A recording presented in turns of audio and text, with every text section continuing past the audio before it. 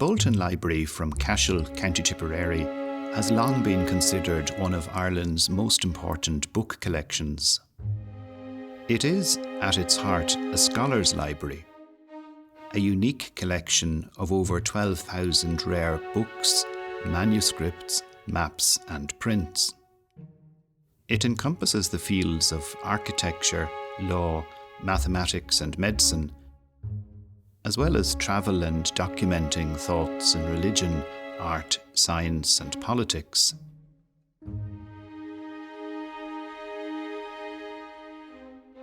The library is important to us here in Tipperary because of its association with Cashel.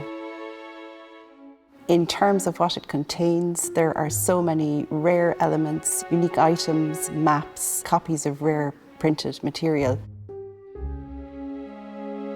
This was one of the great diocesan Episcopal 18th century libraries in Ireland. This part of Ireland was most, as it were, significantly associated with the Bolton Library.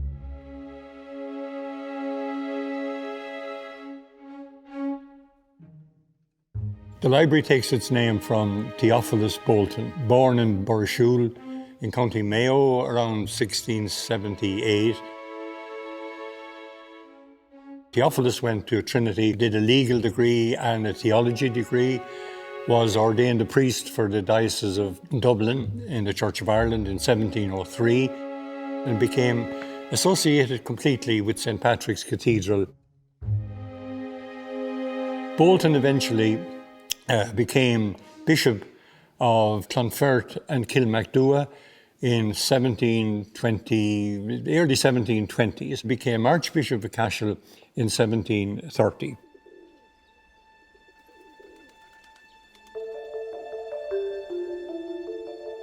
Bolton was an improving archbishop, but it is from his love of books that his name remains in the public eye.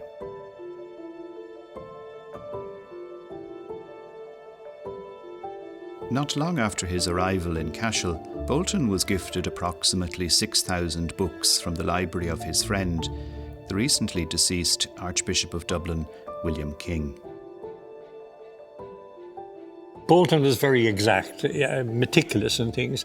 He was a bookman, a scholar, described by somebody as the best legal mind in Ireland.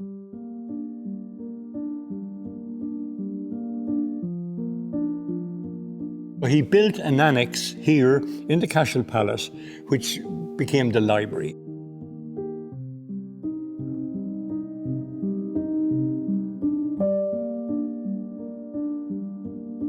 The library was for the benefit of the clergy of the Archdiocese of Cashel.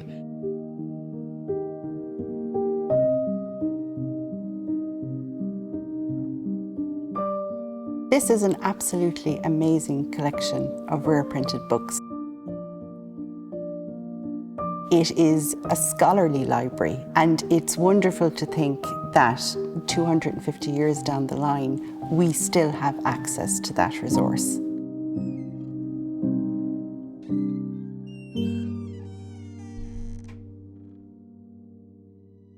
The Bolton Library was established in its entirety for the first time in 1736. But soon after, Theophilus Bolton would pass in 1744. His will included explicit instructions for the future of his books.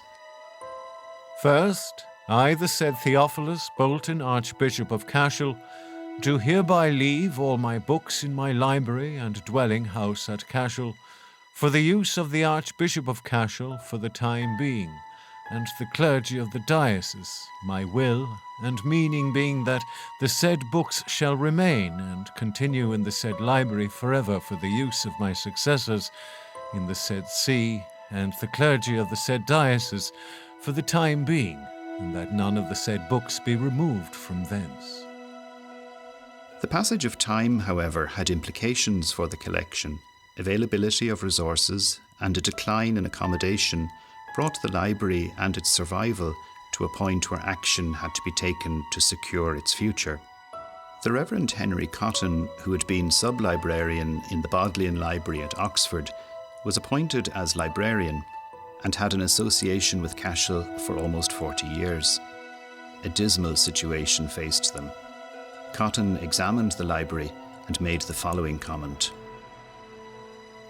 As the Archbishop left no funds for the enlargement or even preservation of the collection, not only has it received no increase since his death, except by a few accidental donations, but has fallen into such great neglect that many of the books have been lost, many utterly spoiled by damp, and very many more left in such a sorry state as to be useless without repair. It fell to Cotton to organise the construction of a new home for the books, and in 1835 a new chapter house and library on the grounds of St John's Cathedral in Cashel were built, designed by renowned Clonmel architect William Tinsley. Well, Cotton became the Dean of Cashel, but his forte remained in librarianship. Cotton knew his books. He progressed the library in many ways. Cotton was pivotal in bringing the Bolton Library into modern scholarship of the 1830s, 1840s. The library became known. The responsibility for the library was left to be taken on by the Dean of Cashel. A number of well-meaning deans through the years made significant efforts to care for the collection and provide a safe home with suitable environmental conditions for it. However, in 1869, the Irish Church Act disestablished and disendowed the Church of Ireland, ripping the chapter of what wealth remained to it and leaving the library without any financial support. The decision was taken in around the beginning of the 20th century. We can't be responsible for the best of these books. So hundreds of them were removed to Dublin. First of all, into Marsh's library, and then into the Representative Church Body Library. The basic truth is there was nobody at this time to actually care for the library. So the library remained upstairs in the chapter room. In the 1960s, Dean Charles Wolfe was installed, and the first serious attempt to secure the library's future was made. He set about refurbishing the building, which was very much required. He was forced to sell some of the collection to the Folger Library in Washington, and this was necessary because the library building in Cashel was in very poor condition and it needed renovation immediately. He also set about opening the library every day, and he was quite innovative. He had a half-crown slot on the door which you were required to pay going in, and this achieved funds as well. Well, after Dean Wolfe passed away, the library began to deteriorate. Some of the collection was borrowed or maybe stolen as well, and this meant that over the years that the collection depleted, but more importantly the building also began to deteriorate. Dean David Woodworth arrived in 1984 and unfortunately finds the library in a sorry state. It's remarkable that they're in a fairly sound state at present. They can be rescued. There are a number of bindings falling off. There are leather bindings where the leather has over-dried, but that can be restored. The real problem is when paper begins to deteriorate and it gets to a point of no returning. It's a sort of dry rot. Had you run into trouble then of the state of the building, say the atmospherics of the building and their relationship with the state of the books? Well, the atmospherics of the building are such that the books basically are far too wet. Heat isn't a problem because you can let books get quite cold as long as they don't get wet. And without being too technical about it, the relative humidity is about 20 points% above what it should be on average, and that's bad.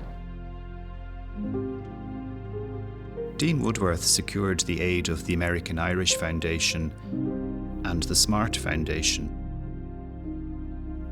Between them, they oversaw a complete refurbishment of the building. The building had been literally cracking and sinking. 4 storage heaters tried and failed to keep the temperature at the right level to preserve books. There'd be no means at all of controlling humidity levels and little security to protect those irreplaceable volumes. Now, steel beams hold the structure together, underfloor heating keeps a constant temperature, humidity levels are monitored and corrected, and there's a proper security system. Cashel's treasure house of the writings of the ages has been saved. The Bolton reopened in 1986 to high expectations. However, through the late 80s and early 90s, visitor numbers remained low. We're here in the GPA Bolton Library. I first came here in 1999 when I was working at the University of Limerick Library. The university had a relationship with the Bolton Library then, and I was brought here as a special collections librarian to take a look. We noticed that the environmental controls weren't working. So that means the heating, the air conditioning, none of that was working. So this is an example of an exhibition case that housed books in the Bolton Library. So you can actually see here the mold damage on the case and also on the actual picture itself. And that indicates the unsuitable environmental conditions which are disastrous for the keeping of paper and printed books.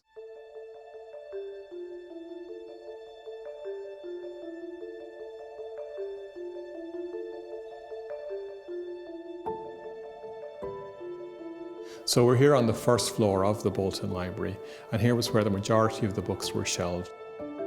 So there were two lines of shelving, and down the middle of the room here were the exhibition cases showing some of the highlights of the collection. The total count for the collection is about 12,000 items, so there were at least 10,000 books shelved up here on the first floor. The issue was the books were incredibly tightly packed together. They had no room to expand. So because of the high humidity levels, books absorb moisture. They started to expand and they started to damage their structure because of the expansion.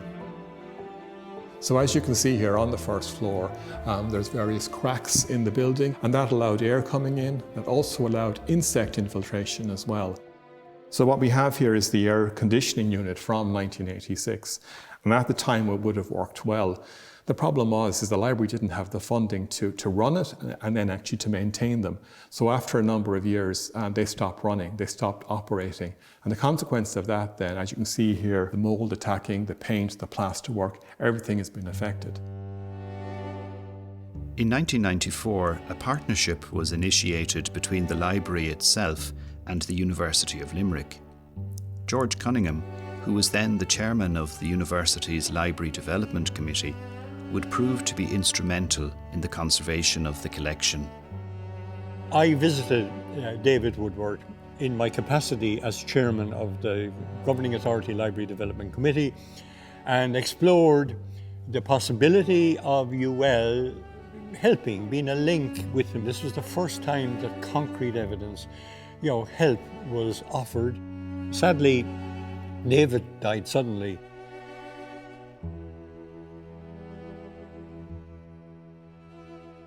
We created a formal link with the University of Limerick and the Bolton Library.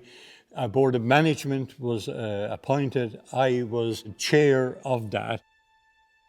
Professional help for the collection came in the form of assessments, technological cataloguing and academic support. In 1995, thanks to the work of Dean Philip Knowles in conjunction with the Cashel Heritage Centre, assistance for the library came in the form of a FOSS community employment scheme, making the library available to both researchers and visitors. So the University of Limerick Library in 2015 put some environmental monitoring sensors into the Bolton Library to get some idea of the environmental conditions.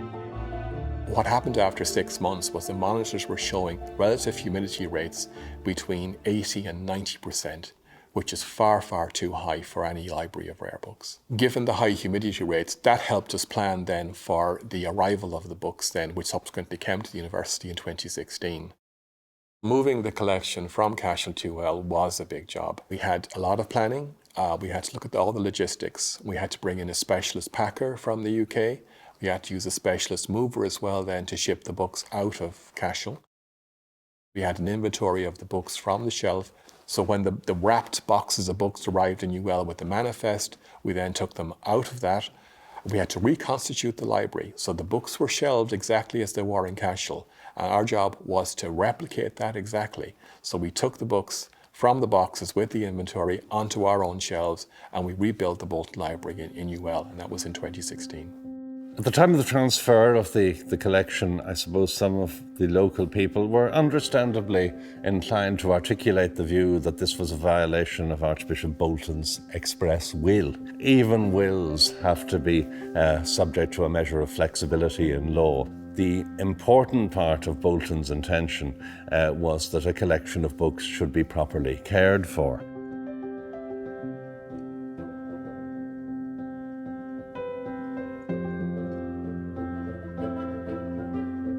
So we are in the Bolton Library Strong Room. This is a strong room that was especially created to house a collection like the Bolton, and the Bolton fit in here perfectly. It is temperature and humidity controlled, and it also has a state-of-the-art fire suppression system, so if anything goes wrong, the collection will be safe. The main thing we were able to do in here, because of the space that we have for the collection, is to maintain the original shelving system that was used in Cashel. Because at the end of the day, we don't own the collection, and if it ever goes back, it will reduce complications immensely if we kept the original shelving system. It's as it was in Cashel, except it's now more secure and more stable.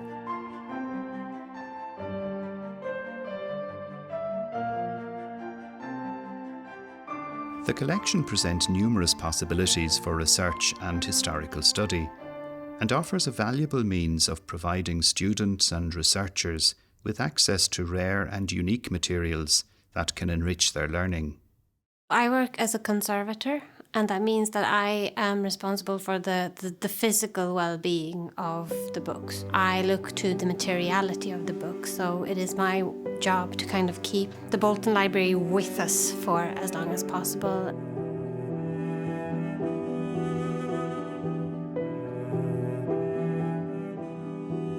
The Bolton Library is mainly print. You can actually follow the history of print through the bindings and through kind of the structures of the bindings.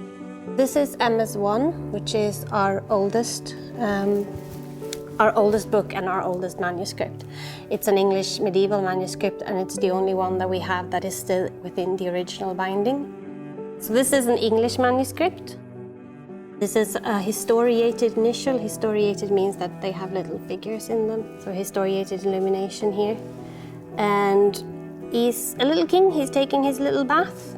It's probably a scene of baptism.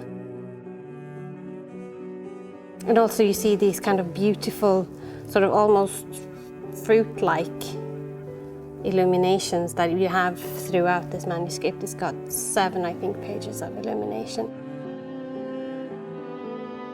I see the efforts of preservation and conservation that has been done previously by people before us. So from that point of view, it really speaks of the fact that people at Cashel recognised this part as important, and they thought that it needed to be rebound, to be preserved.